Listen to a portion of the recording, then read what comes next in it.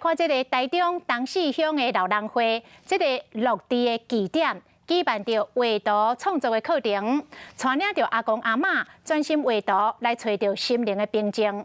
虽然一开始大家拢正经讲画袂好，也毋过伫个管理师的带领之下，阿公阿嬷拢画出着真有水准的作品。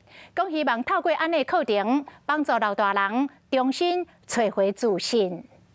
他们就是在这样子的作画的一个过程当中，他们寻找到自己的一个价值感的一个存在。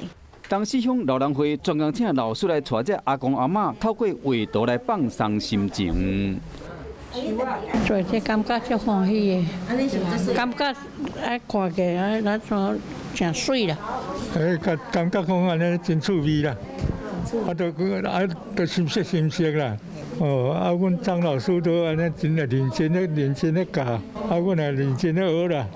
参加阿公阿嬷真侪人拢毋捌画过这款的图，就惊讲画袂好势。伫老师的指导下，大家画出来的作品拢真水。社区就是希望老大人会使加参加活动，安尼会使愈画愈快乐，愈画愈健康。